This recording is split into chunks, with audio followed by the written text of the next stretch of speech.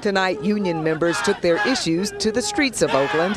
They say they want the world to know they want a contract. They're trying to do a lot of takeaways, and it's unnecessary, and it's just not right. BART and the union are still very far apart on three key issues: pensions, contributions to health care, and pay. Stand up, fight back! Stand up, fight back! Stand up, fight back! District, the employees, we love our company, and we were willing to give concessions, and we gave $100 million back, and that was an absolute lie. It was another farce again. Okay, so we gave that back, and they ended up with a surplus. The next 10 years, they're projected to have a surplus. So why do you not want to pay the workers that work 365 days a year? It's corporate greed. It's bottom line. They brought Tom Hawk here. He wants to privatize BART, and the history of that is what they do is they come in. BART is flush with cash right now, so someone like Tom Hawk will come in here, privatize it, pull all of the money out, and then sell the company. And then what will happen is that the system will be in ill repair because they didn't spend any money on improvements or anything like that. All they did was pull the money out. So right now, the way that they're negotiating is that they're acting as though they are private, and they're more concerned with the bottom line. They have the money for the capital expenditures, but conveniently they just they rolled out the new demo of the train last Wednesday at MacArthur. That was a direct ploy to take away the attention that their chief negotiator was out of town for an entire week. Okay? And then we're facing this deadline here. We're not negotiating. Again, I say it's all been a farce and a ruse. People don't want to say it, but it's the truth. And it is what it is. And they need to know what their government officials are doing, what the people that are managing, the powers that be, they need to know what they're doing. Did you guys call for a strike, the 3-day, the 72-hour? Has that been official, or are you still figuring that out? We haven't done that. Okay. We haven't done that. Is your gut feeling that that will happen? I can't say at this point, but what I can say is that there has been no movement. We're very, very far apart. This whole thing was a farce and a ruse. They called for a 30-day contract extension, okay, under the guise that we would be negotiating. Some weeks that I've been sitting and negotiating, we haven't seen him 2 hours. So how are we negotiating the last 30 days? Are you kidding me? But they have the rest of the public thinking that we are, when basically they have the union sitting there waiting to negotiate. And then they come out, the district, and gives a press conference that, oh, well, they just left. No, we didn't leave. We've been sitting there all day long waiting to negotiate a fair contract. And Thomas Hawk, I understand he's with Veolia Transportation, and they're using Veolia vehicles? Yes, they did. Yes, they did. They used bus. It was a conflict of interest. And then their spokesperson went on TV and said, oh, it was just a little bit of money. I think it was like $500. It doesn't matter if it was 1 cent. Your propriety has come into question now, and now you benefit directly from taking us out on strike. The Bay Area needs to know that. I'm glad that you asked me that question, because they don't want to hear it. They don't want to know. I don't understand. Well, also there's the issue that the BART Board of Directors have paid money to fight Cal OSHA citations against BART for health and safety problems. Why would a public agency spend public money to fight citations by Cal OSHA as far as health and safety conditions? Because they don't care. They don't care. I mean, if one person is gone, that doesn't affect their bottom line. Again, we're numbers and we're statistics. We're not human. So it doesn't matter to them. Do you think this struggle is bringing workers together in the Bay Area? There are a lot of public workers who are without contracts. There seems to be a concession bargaining demand on all workers. You got to give up. You got to give up. You think people have had enough? Oh, absolutely, absolutely. Today we have ILWU, which is the longshoremen in San Francisco, enjoying a rally with us. We also have the Teamsters, ATU, SEIU, and there's a whole host of unions, because they know that it is an attack on labor as well as the middle class nationwide, and we've got to bond together, because if we don't, they've already managed to take a lot of the benefits and the things away from the working class already. So we've got to stand strong, as our predecessors did before us, and we've got to set the precedent. We're interested in a fair contract for our employees, but it has to be something that's sustainable for the system. Out in these negotiations. This is video of Tom Hawk, BART's chief negotiator, as he left the bargaining table tonight. The unions have said he's been difficult to work with, but he says the tone in the meetings has been respectful and is confident that a deal will be reached by Sunday. I've been involved in this stuff for over 40 years, and over 40 years and over 400 labor contracts, I've settled one contract prior to the expiration. One. Pick on somebody when you can't talk about the issues, right? Tom Hawk. He's a union buster. He's a man that came over here that they hired to negotiate that is not even interested in negotiating. He's interested in breaking up the union. And we just want him to go home. We don't need him here. He doesn't have any ties to the Bay Area. We don't need him here. And why would they spend $399,000 to bring Hawk in when they have a labor management team at BART? That is a great question. I have no idea why they would do that, other than to break up the union. If that's what they want, then that's why. I have no idea. And how do the members feel about this right now? About Tom Hawk or this whole situation? Both. You know what? It's stressful. We're upset. We're angry. We don't want to strike. We don't want to do this at all. But we have to. We're fighting for the middle class, not just for BART workers. We're fighting for the whole middle class. And so it's stressful, but we're going to fight. You're not backing down. Oh no, we can't. We can't. There's too much at hand. There's too much. We can't give it up. We got to fight. Do you have solidarity in the rank and file? Yes we do. And this showing here, there's still more people coming. It lifts you up. The stress that I was talking about, seeing all this and fighting and everybody getting together, it really lifts you up and keeps you going.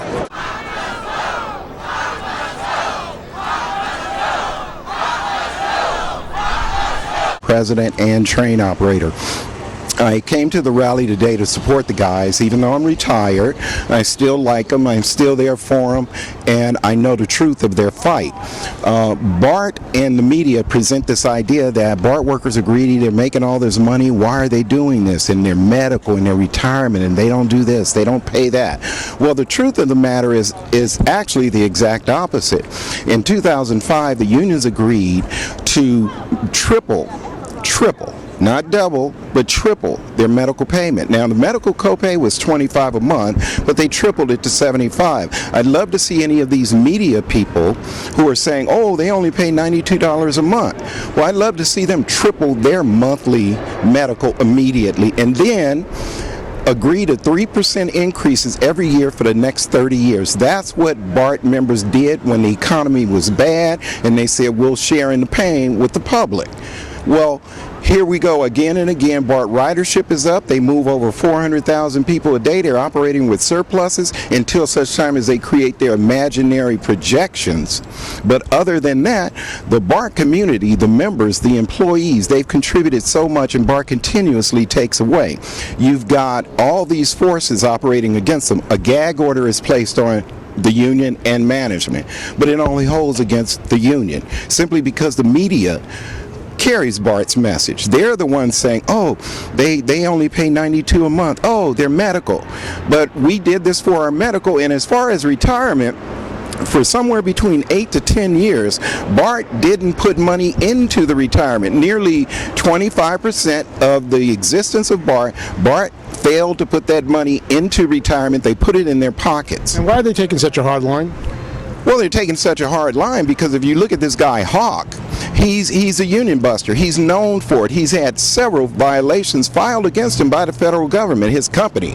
Okay? My name is Marty Freitas. I'm Secretary-Treasurer with Teamsters Local 70. We're here to support the BART workers. The real target here ought to be is what the BART director, how much money she makes, what kind of benefits she gets after 2 years, how much the money that BART and the taxpayers are paying for the anti-union attorney to negotiate the contract when they have a human resources department that will enforce the contract. And then about the safety issues of the workers, the beatings and the holdups and stuff that never get publicized and that BART refuses to bargain on. So we're here to support the workers. Now, it seems like a lot of the media is saying these managers, the workers are greedy and they make too much money, and you know. That's a good point. They get paid a decent wage, but what's being left out of it, they haven't received an increase in several years. They work with BART. Now, when BART spends money recklessly like they're doing for the negotiators and for the director, who gets fully vested health and welfare and pension after 2 years when she got fired from her last job. So, I mean, there's both sides of the story. The BART workers just want a fair share. And it seems like there's an anti-labor drive going on, Michigan, Wisconsin. There's an attack on labor all over the country. It's sort of ironic there's an attack on the country when the country bailed out Wall Street, and all of a sudden it's got turned on every public worker in the world gone. All of a sudden the bad people of the world are the police, the firemen, the teachers, the backbone of this country. All of a sudden they're the targets. I think it's Wall Street and sharing the money ought to be what the real issue is. And BART says that they have to, the BART workers have to take a pay cut to pay for more new trains. Well, you know, that's interesting. But it's like it's new revelation that they're going to have to buy trains. I think they've known it for about 20 years. They're going to buy trains, and you'd think they would have saved a few dollars. So you don't believe that that's really what's going on? No, I believe there's a legitimate cost there, but I believe they've mismanaged it. I mean, if you know you got an expense, you save for it. They've saved for themselves, but they haven't saved for anybody else. And the BART directors are irresponsible as hell, in my opinion.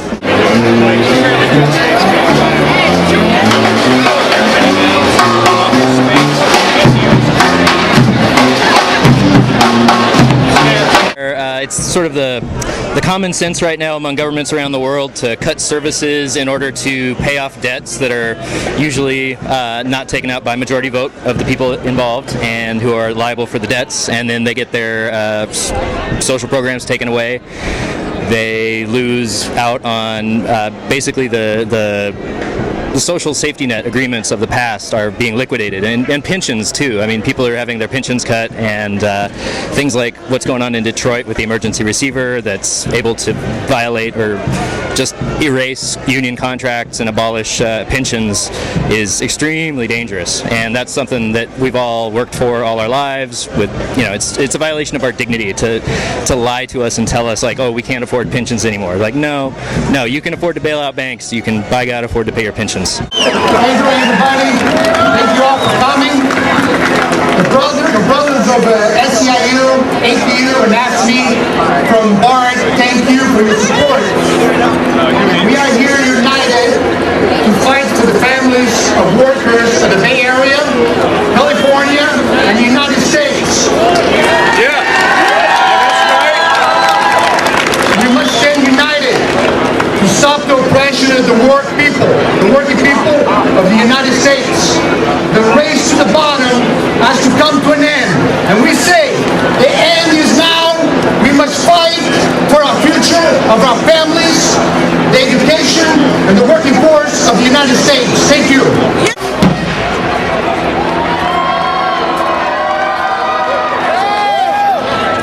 Brothers and sisters, I'd like to send you a message from my membership. In solidarity, the International Longshore Warehouse Union Local 10 stands with you.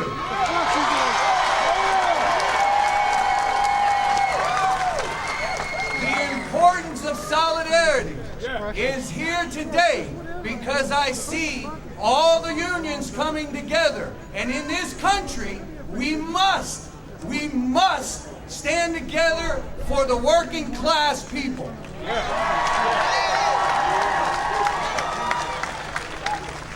Local 10 has a history throughout since 1934 when the conception of my organization started.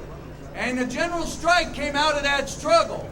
From that general strike in San Francisco and in the Bay Area, the working people, union or not, stuck together for workers, salaries, benefits, wages, and conditions.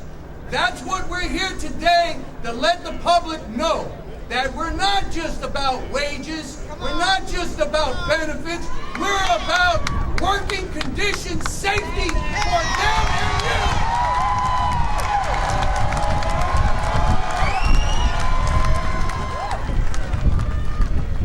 And there's a lot of speakers behind me, but I just want the message to be loud and clear. An injury to one is an injury to all, brothers and sisters.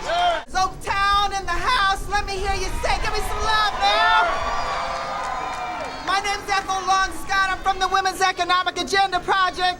I thought I'd just stop by to make sure that the folks of this city and our state, and indeed the country, understands that today, this time, it's all of us or none of us, and we are standing and fighting on that today forward.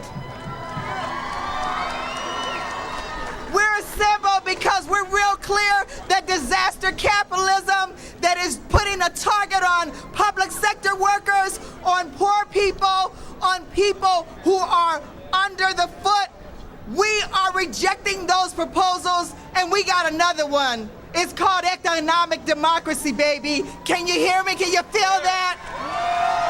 We're real clear that economic democracy is about us fighting for what we need for our survival. And this is a long-term fight. They think that this is the beginning. They think this is the end of the beginning. We understand this is the beginning for a new vision forward. So when we look at what the right wing is saying, that austerity, cutting our programs, gutting the city of Oakland, we got a plan to reinvest. Tax Wall Street. Tax Wall Street, we get our money back.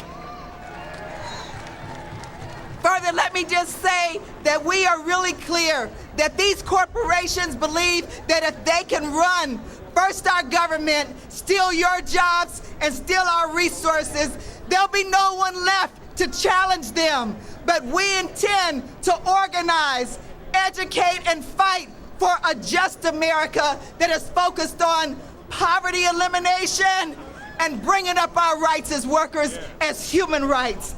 This will take a broad, transformative movement, but we're about that in Oakland. So I simply stopped by to say, this is the beginning of an effort to fight for a new kind of justice and a new kind of vision. The women, the moms, the people of this community understand this is a fight for our lives, and we're up for it. Thank you. Hey, my name's Robbie Donahoe. I'm a member of the ILWU Local 6 in San Francisco. And some of us are here today in solidarity. We're currently facing a big backlash in San Francisco for the first time in that I know of. The city of San Francisco has awarded a $10 million contract to a non-union contractor in downtown San Francisco.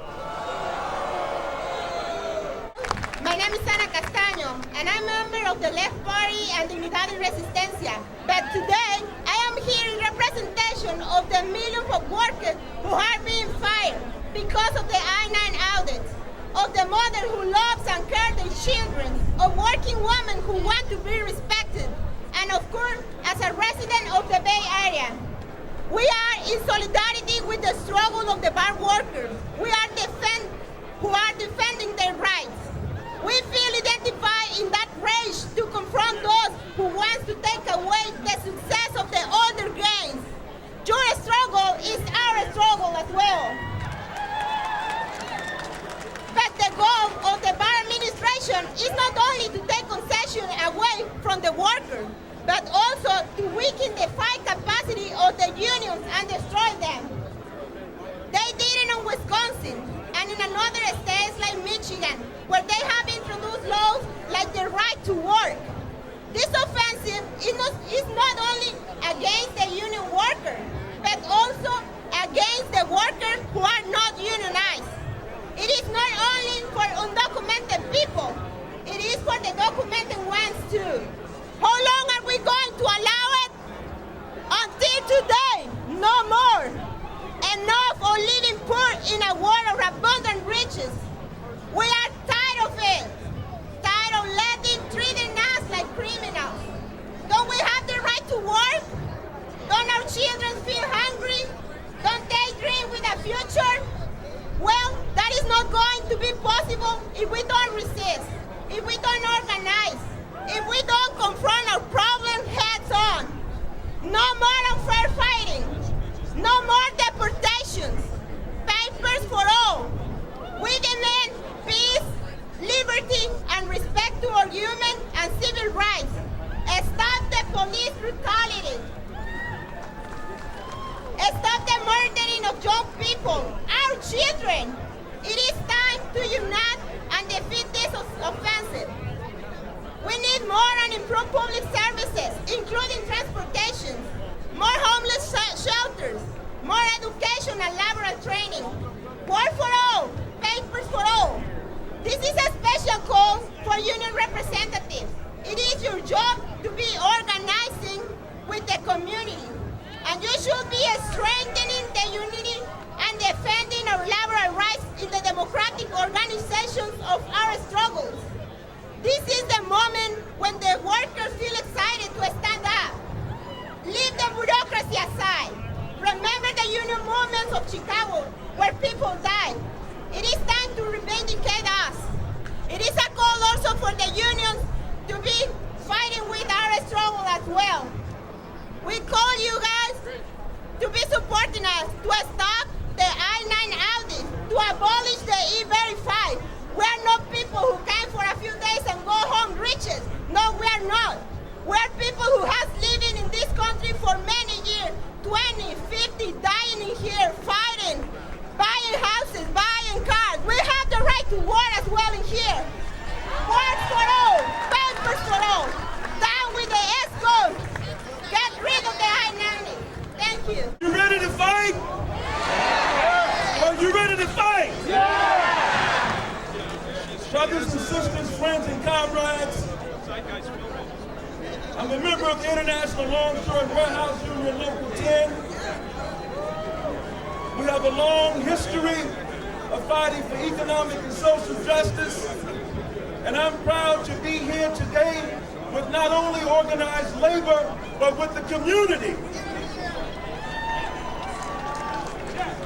Workers all around the world are under attack.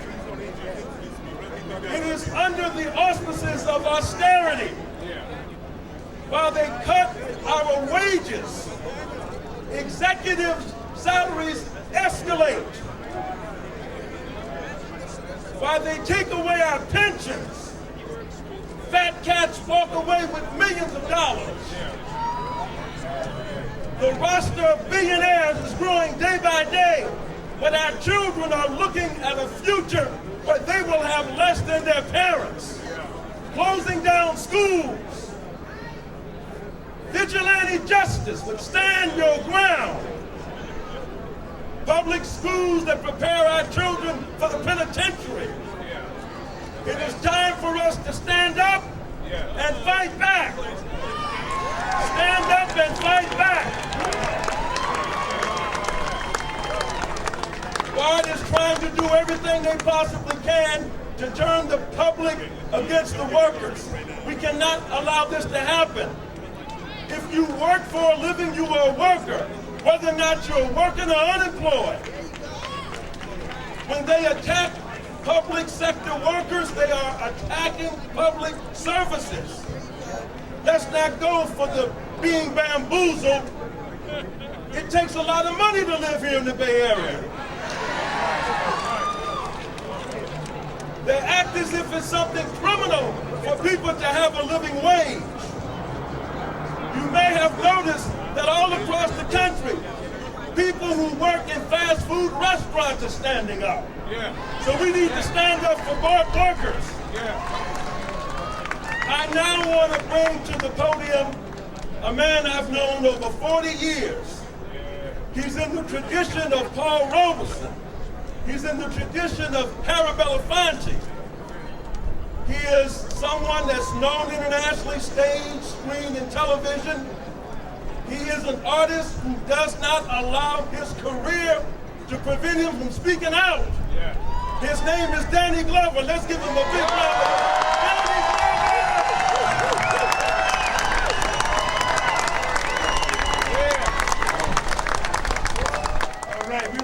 I know we are. We're ready to fight. We're ready to fight. Look here. Clarence here, we call him Buzz. But Clarence he doesn't want to say it, it's close to 50 years that we've known each other. First as students out of San Francisco State, or before we got to San Francisco State in 1967. We were friends then. But I know Clarence has held the line. Clarence has been right there at the apex, whether it was the Occupy movement or whether it's the issues that were happening with the ILWU. Clarence has always been there. He's always been in the public space. And it's people like clans and men and women who continue to be in that public place to understand that it's a long journey, that it's a long fight, that we may be at the moment where we get tired, but we know we got to continue to fight. Because we know that power concedes nothing except on demand. We know that. And BART workers know that as well. BART workers have made concessions over the last 8 years. Made concessions.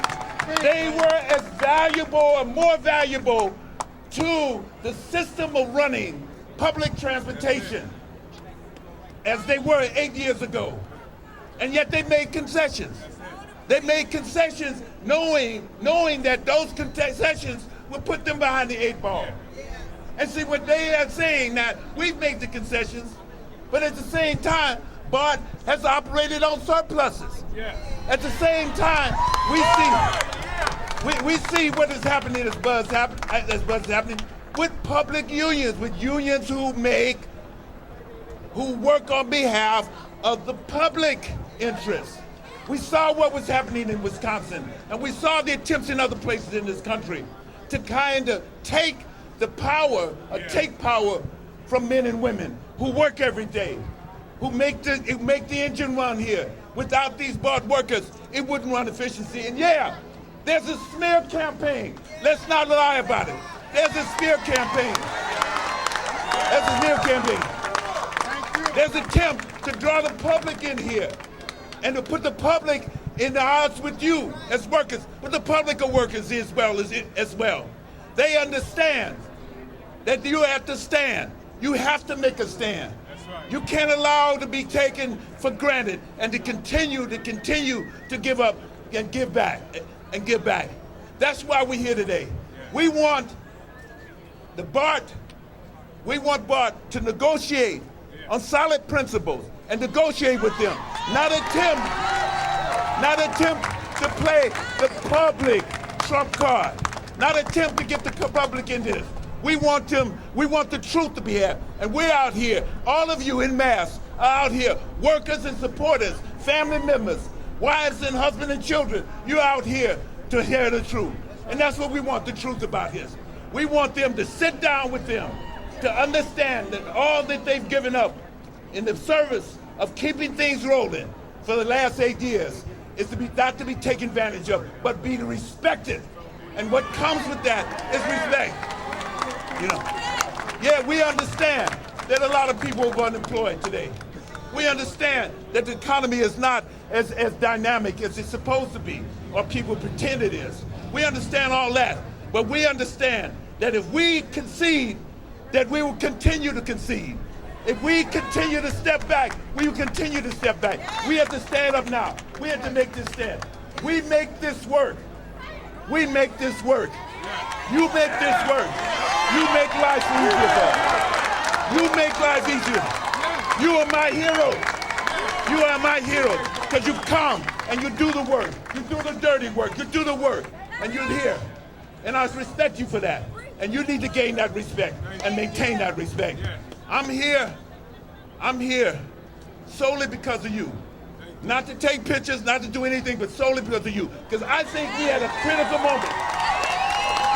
We're at a critical moment in this country with respect to workers. I don't care if they're auto workers. I don't care if they're unemployed workers. I don't care if they're service industry workers. I don't care if they're fast food workers who are out on strike, who are making their demands right. We at a critical moment, We had a critical moment. A lot has been given back to those who don't deserve to have it given back to them during this fallout. A lot has been taken from those who have very little, who raise families every day, who take on such a burden in building communities. We have to support them. We can no longer allow them at the same time that they make incredible profits to take away from our community building and alliances. So while these are BART workers today, there'll be other city workers tomorrow. While they're BART workers today, there'll be school teachers there tomorrow. While they're BART workers today, there'll be other people who perform in the public service, who perform for the public, So when we stand, when BART workers stand up right at this moment, they're not only standing up for themselves, they're standing up for all workers. All right, you ready to fight? You ready to fight? Cut back! Fight back! That's right. My name is Chanel Williams, and I'm student trustee at City College of San Francisco and a Change Walmart Fellow with Jobs with Justice. As student trustee, I represent 90,000 students who depend on that college for access to higher education. As a Change Walmart Fellow with Jobs with Justice, I am fighting alongside Walmart workers in the Bay Area who want respect on the job and to earn a living wage. Yeah. I am proud to stand here in solidarity with BART workers and all workers who are demanding their right to live better. Larry Cohen, the founder of Jobs with Justice and president of Communication Workers of America, states that American workers haven't seen a real raise in decades. Even though productivity continues to rise in America, for 40 years, the gains of that work have gone to the 1%. We see this at City College of San Francisco. Even though faculty and staff worked hard to pass Proposition A, which is going to bring $14 million into our school, they are being told they need to lay off workers. They need to take a permanent wage cut. Is that right? No! Let's say that again. Is that right? No! It's not right. This is all while top administrators and consultants are sucking out thousands of dollars out of our school. Is that right? No! It's not right. We see this with the Giants concession workers at AT&T Park. While management make big profits, they deny workers a fair piece of that prosperity. Is that right? No! Domestic workers, retail and food sector workers, and public sector workers are all being denied what we know belongs to them. Is that right? No! It's not right. We see garment workers in Bangladesh that make clothes for large corporations like the Gap and Walmart and are dying on the job when less than 1% of their profit can keep these workers safe. Is that right? No! It's not right. BART management has enjoyed a surplus every year, but like other bosses all over the country, they deny that money and are not doing the right thing. We see union busting, the attacks on collective bargaining, and the agenda to privatize our public resources. Public sector workers represent the largest portion of our unions. Greedy corporations that only care about profit try to convince us that the workers are wrong for wanting a living wage, for wanting safety on the job, and for wanting benefits for them and their family to be healthy. We have to stop the concessions. We have to demand fair contracts. That's right. No more concessions. An attack on any worker, on any sector, is an attack on every worker. When management asks for unfair concessions and compromises, you say no. Say no. No. There is money there. They have to do the right thing. And I'm going to introduce Dominic Ware from Walmart. Good afternoon, workers. This is what solidarity looks like. This is what solidarity looks like. My name is Dominic Ware. I'm an Oakland resident, and I worked at Walmart 2 months ago. I went on strike a month ago, and I was fired 2 weeks ago. I'm fighting to get my job back, and then what they're doing to us is wrong as workers. We're workers united, and we will not be divided. I keep fighting. They cannot stop us. We are the power. They have the money, but we have the power. They have the resources, but we have the power. We have the people. Look at all this is beautiful right here. I'm so proud to be a worker and a part of and from Oakland. I'm so touched right now. And Mr. Glover, thank you for coming. That's a hard act to follow, but I'm here just putting my heart on the line. I'm a Walmart worker. I'm a member of all Walmart, and I'm here to stand in solidarity with the BART strikers. They say that none of us we make too much money. They say me working at Walmart making $8.65 is too much money. I deserve a 40-cent raise every year. That's too much. What they're doing to us is wrong, and the only way it's going to change if we keep doing what we're doing, banding together, and keep supporting each other. This is what solidarity looks like. With my campaign, we have a little saying that we say, stand up, live better. Stand up, live better. Stand up, live better. Stand up, live Feel better. I love all y'all. When we called this rally, when we called the rally, we called it the United Labor Rally. It wasn't just about unions. Unions have a certain amount of protection. There are other people that are trying to unionize, trying to organize, and then there are people with less protections. People, undocumented workers, people are getting fired all around for organizing. What do we want? We don't want to go on strike. I use BART. It's very frustrating, and all I could do is ask them and try to get them to understand where we're coming from.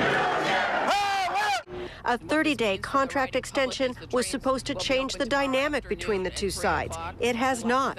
Things that we had signed, thought were agreed upon, they came back and said, no, these are no longer, do we agree to them? So we've gone backwards in the last 30 days. A managing style where basically we give them one last offer, but with nothing in between. They always say it's the best and final offer, but, you know, negotiations are fluid. And that's what you're seeing in there at this service. It's not fluid. It's not fluid. There's just no communication. We've had 30 days, and I have seen no progress. And maybe, again, I will be the first to admit, maybe that's a tactic, and maybe that's ultimately breaking the union spirit might be a good thing. I just don't know if that's the most effective thing for the riders of the Bay Area.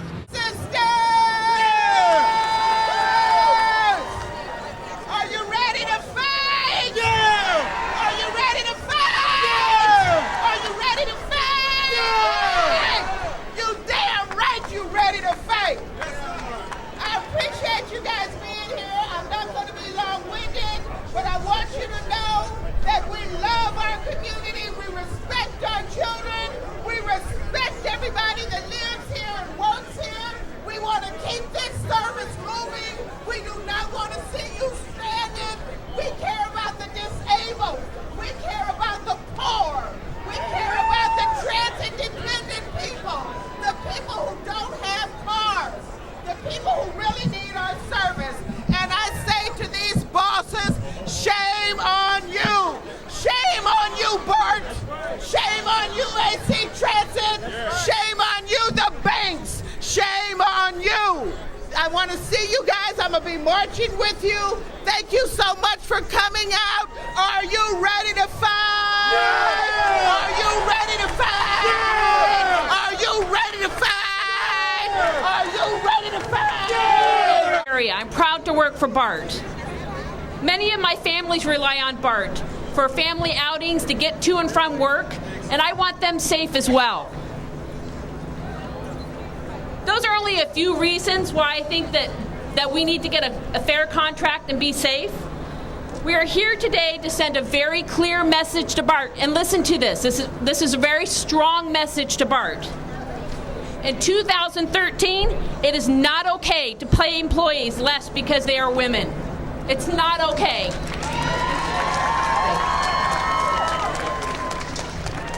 It is not okay to pay employees because they are older, pay differently because they're older. And it is not okay to pay differently because they are not white. Not okay. 2013, we need to have a fair contract without discrimination, pay equal work for equal pay. Equal pay for equal work. Thanks, Kylie. Sisters and brothers, if we pull together, we can make a difference for our passengers, our co-workers, and our family that we serve day to day for the labor movement in the Bay Area. So once again, equal pay, equal work.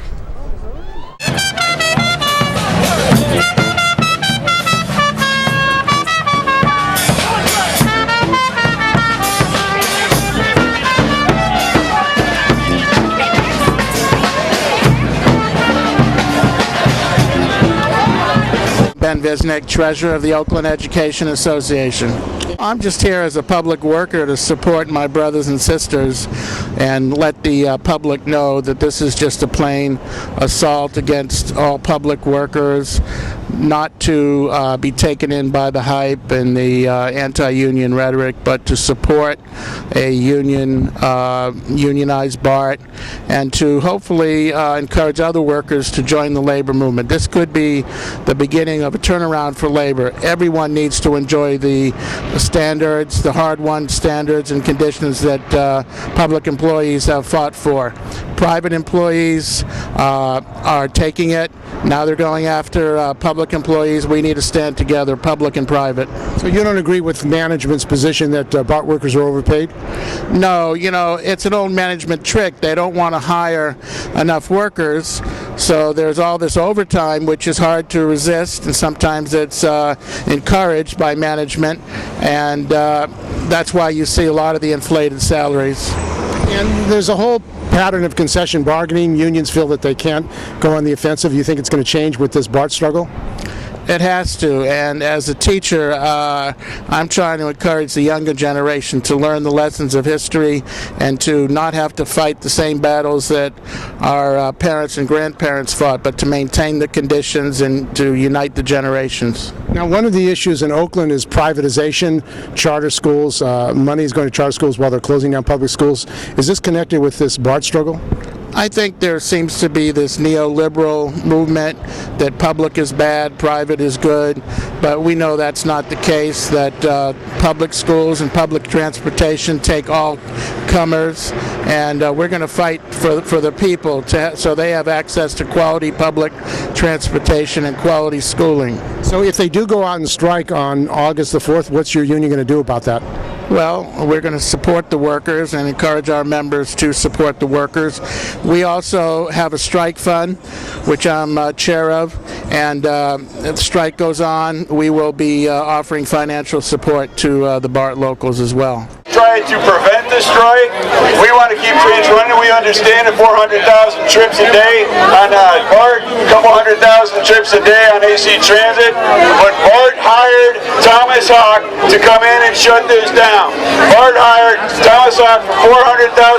This was their decision by the BART Board of Directors, BART Management, Grace Kernigan, the General Manager, to come in.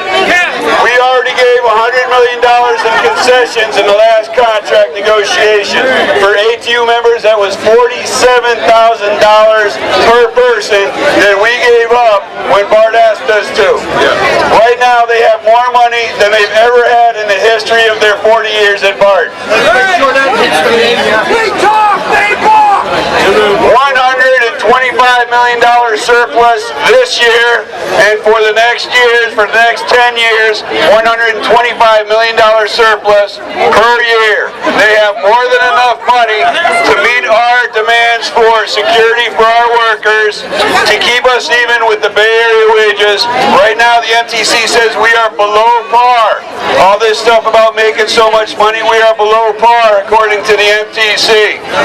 So this is BART's doing as far as forcing a strike. We've still got a few days to try to negotiate, but Joel Keller, one of the board of directors, said we prefer to have a strike as BART preferred to have a strike in the summer rather than in the fall.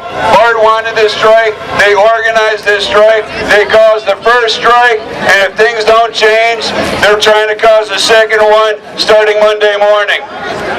What we're hoping to see is everybody come on out and support us.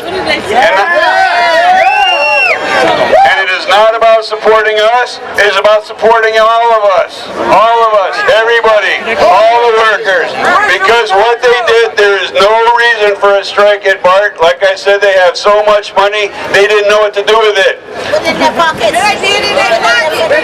They literally had discussions, what should we do with all this extra money? They gave it to horse! Right now, what they're doing is attack on everybody. They pick the most visible workplace in the Bay Area to try to set this example. If they can break the workers here, which is all of us, then that sets the tone for everybody else.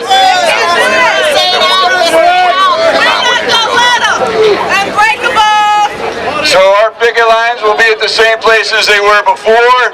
will be down here, 12th Street, 19th Street. So the same place as they were before, the ends of the lines, we've got it all posted. But if folks want to show up here in this park on the first day of the strike, whenever it might occur, we would love to see this be a joint effort. That's a good idea, right here the day of the strike. Now y'all got to meet, okay, together again.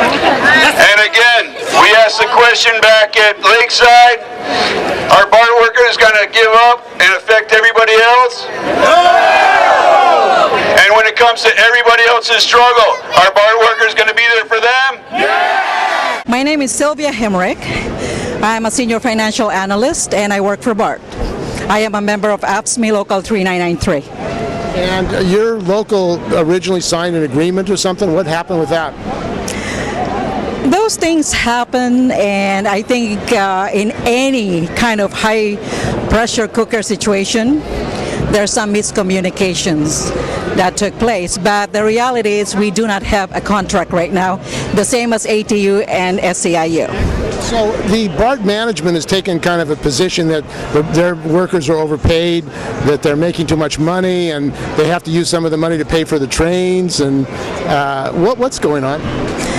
I think what needs to be said is that as far as the operating budget is concerned, we have money. We're quasi-government, we have farebox money. I think it is wrong to use all the operating money and move it to capital to take care of the infrastructure and all the capital investments. Those things are very important. But moving monies from the operating funds, what happens is then the employees does not have anything at all. And we had already given up 4 years of no raises. We gave up benefits like holidays. That's over $1 million of takeaways that we agreed in order to be part of the sacrifice. And it's not going to work like that all the time. I mean, we need capital money, then let's get people to work, send them to Washington, get federal grants, go to DOT, and let's not use the operating money and make all these improvements on the back of the BART employees. It's just not right. You don't buy this thing that they're putting out about you need to give up more concessions as you did in your last contract. Nobody's buying it. And let me tell you very frankly, BART is like a big family. Even if you're not represented, everybody's together in this action, and it breaks our heart that the public is involved. You know, they're affected by the strike, they're affected by commuting. Nobody wants that. Nobody really wants that. But if we don't speak now, when are we going to speak? You know, nobody's overpaid. In my position in other places, consultants get paid more. Or how about Wall Street? I could go over there and I'll double my pay, but I like public service. This is what I like to do. Okay, well, thank you. Thank you. You're talking about the members? If you are forced to go out and strike, what do you say to people who want to support your efforts? We'd like to let the public know that what we do is to deliver a top-of-the-notch transit agency. They get from destination A to B very safely. And in order to keep the system running this way, they need to care about the people who makes BART run. We keep everything on track. And so you do not want somebody else running those trains because it takes a long time to train people to run them. So we'd like people to know that. Let's keep the employees working. We're still hoping for the nth hour, 9th hour, whatever you call it, and hopefully we get an agreement.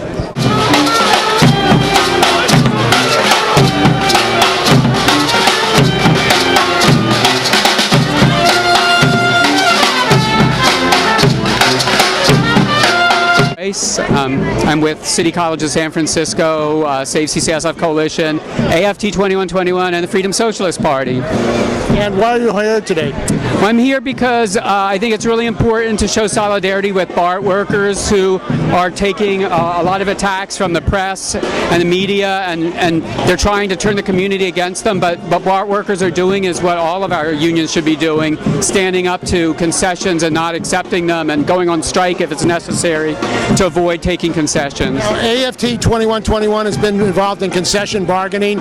You've given up a lot of your wages. When is it going to end? Well, I don't know. I mean, what AFTA 2121 is going to do, I don't know if you heard, is going to have a marathon bargaining session next Tuesday and Wednesday. I encourage you to come, Steve. I'm trying to get a group of people together, a caucus, to tell them that they need to push and stand strong. Don't accept any concessions. We know the money is there. It's obvious it's there. It's all a matter of political decision making, and so we need to get our union to be willing to go out, take a job action or a strike, whatever is necessary. It seems to me we should all join together and say, let's strike all together at once. I mean, imagine what we could do if we did that. Interpreter at UCSF, a member of Local 7 UPTI, CWA 9119. I'm here because we definitely need to support the BART workers and all of the workers who are facing major cuts and who are facing union busting and are facing basically corporate takeover, and they're trying to outsource. They're basically treating workers like crap. And I'm here because also at UCSF, for example, our union, we've been without a contract for about a year and a half already, and I hear that there's a lot of unions around the Bay Area who are also without a contract, and we're facing thugs basically, because what they're doing is they're they're even willing to sit down and negotiate, they want to impose a two-tier pension plan system and a reduction in retiree health benefits, and that's not the way to negotiate fairly. And besides that, as a medical interpreter, we're facing something that's kind of concerning to us as well at UCSF. Our management has announced to us that they're going to be launching a $750,000 machines, video monitoring devices, where our in-person interpreters will be reduced to sitting behind a desk and in front of a monitor, which basically provides much lower quality of interpretation than in-person interpreting. And we obviously are not against video monitoring interpreting or telephone interpreting. The workers and interpreters who work there also deserve to be unionized, and some are actually. However, what we are saying is that from the medical as well as for the legal field is already pretty well established that in-person interpreting is the highest standard and provides the best, more patient safety, and that is our concern. As medical interpreters, we have ethics to follow as well, which means do no harm, and in this case we're advocating for our patients, but we're also advocating for our working conditions. So I'm very happy to see that the big showing of other workers in the Bay Area, and we are very happy to form part of that. I'm speaking as a member. I'm not an official representative of UPTI. I just want to say that. But Local 7 and Local 1 of UPTI have endorsed this rally of United Public Workers. And I also want to say something else. I'm also very glad to see that we have our student trustee Chanel Williams here from CCSF, City College of San Francisco. City College of San Francisco workers and students are facing major attack on our public education system. I'm also a City College of San Francisco student, and I've been that for a long time now, working full-time and able to go to school at nighttime. Without City College, I would not have been able to gather the credits. So you think this rally is not just about BART, it's about all workers, students, everyone? Exactly. This rally is much more than just about BART workers. This rally shows that it's not only BART workers that are being under attack by union busting management and basically pretty ineffective democratic leadership in this respect, but also other unions that are here, like the ILWU and the SEIU and AFSCME, and as well as our union, who's also endorsing this. We've been subject to thuggery, basically, and we've been subject. You're fed up? We're fed up. Yeah, we're fed up. Yeah, and as interpreters, we are also fed up with this as well.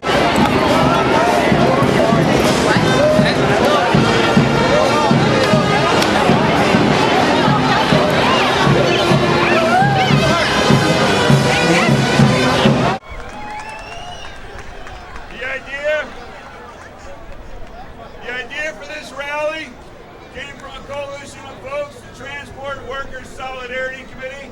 From that committee, Jack Heyman.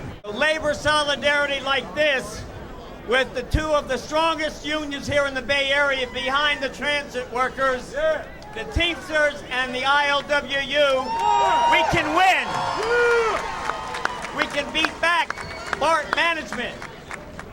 And the speaker before was talking about Thomas Hawk. That's right, he deserves plenty of boos because he's our common enemy. He's been going around the country, city after city, negotiating contracts that are busting unions, lowering the wages of transit workers, and raising the fares of transit riders. And we're here to tell him that's going to stop here in the Bay Area. Why? Because this is a union area. In '34, we had the San Francisco General Strike with longshoremen and seamen leading the way. In '46, we had a strike right here in Oakland, a general strike led by women department store workers. And just 2 years ago, I think Danny Glover referred to this. Occupy called for a general strike in the city of Oakland.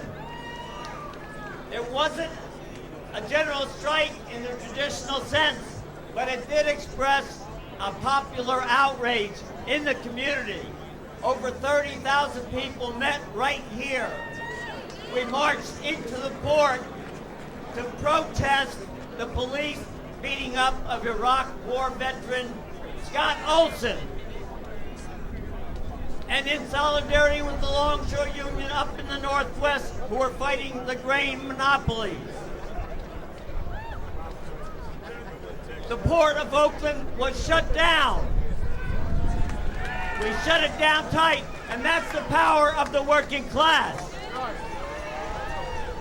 The fight is still going on today with the Longshore Union and the grain monopolies in the Northwest. It's also going on right here in Oakland with employers attacking other unions as well. Unions that don't even have contracts yet. And the Pacific Maritime Union headquarters is right over here, so I'm sure they're paying attention to what happens here. Because we're going to show the employers in the Bay Area that solidarity can win. This is our banner over here. If you take a look, it says solidarity with the BART workers and port workers.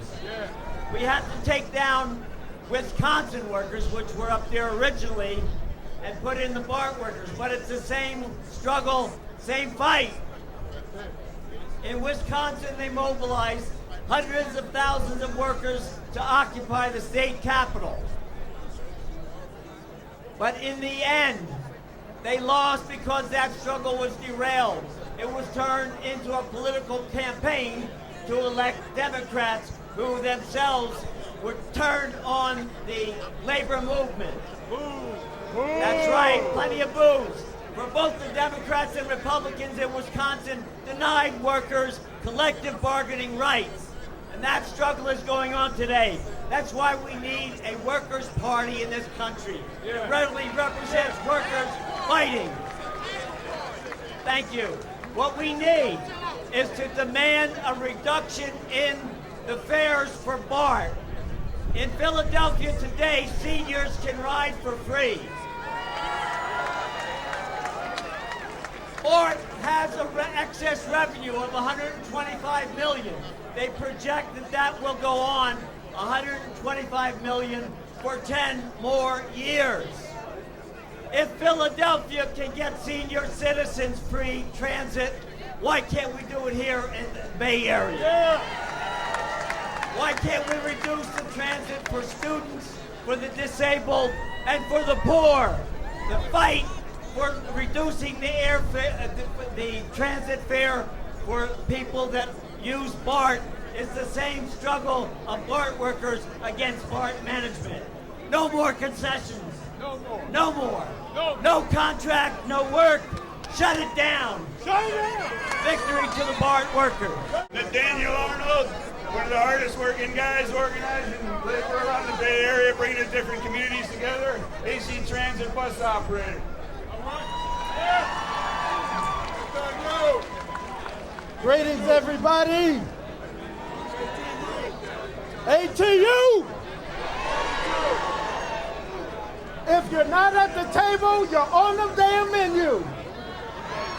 I'm here in support of the BART workers and their demand for a contract to pay some living wages and not to drive down their wages, but I'm here solely in support of them, and they're vital to this community. They're vital to the whole idea of public transportation, and which you need desperately in this area, and certainly they deserve the pay raise that they demand and the rights that they demand. That's why I'm here. Yeah, you've been traveling around the country to many labor issues, auto workers, all kinds of workers organizing around the country.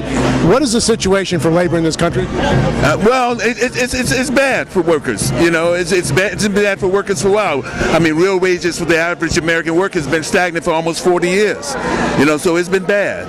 You know, and certainly I've had the opportunity to work with workers in Canton, Mississippi, auto workers for Nissan, a transnational corporation, a foreign corporation which comes in here and feels that it can treat its workers any way that they want. It's like a plantation, you know, while they deal with unions in South Africa and Brazil and Australia and other places in the world, they won't allow these workers to form a union. They want slave labor. They want slave labor, you know. So this is one of the things that I think it's very important, because when we talk about the issue of workers now, they're not certainly national issues. They're the issues that are global. And certainly in our work that we have to be cut out is to make sure that we build solidarity around unions. You know, South Africa is an unusual place because unions played a large role in the horrific system of apartheid. Brazil also is unusual in the fact the union, the Workers' Party, is just that, the Workers' Party. And the president, former president, formed the union, was the founder of a union. So there's these unique situations, and we've been able to build that kind of solidarity with workers here. The simple question is that how are you going to, as a transnational organization, a foreign company, how are you going to deal with unions around the world and not deal with unions right here, you know, and allowing them to form unions, you know? And that's happening because GM, Ford, and all the other American car makers are paying attention to what happens in this fight right now. If they feel that they can get away with with not dealing with unions, they'll do the same thing. And Bay Area has been a bastion of organized labor. There was a general strike here in 1934 of the ILWU. You think we're moving closer to that situation? Well, it seems like they're pushing people a lot. Well, you know, it was a great, you know, you had one of the great labor leaders in American history, Harry Bridges, man, in 1934, and it was the first real victory and only real victory that labor got. And they got out here. They had to call the Army out. They had to call the National Guard out. They had to call everybody out here. A formal notice of their intent to strike. We are going to continue negotiating. However, we feel that it is only fair that we advise you that we are giving you a 72-hour notice of an impending strike if we are not able to come to agreement with the district. Because what's been happening inside, mostly silence. You always have disagreements. There's always different points of view. But at the end, people are willing to say, hey, I don't like this because of this. Can you move this way or can you do that? That is not happening right now. Shut it down! We are unified! Shut it down! We are unified! If the workers are under attack, what do we do? Stand up like that! The workers are under attack, what do we do? Stand up like that! Stand up like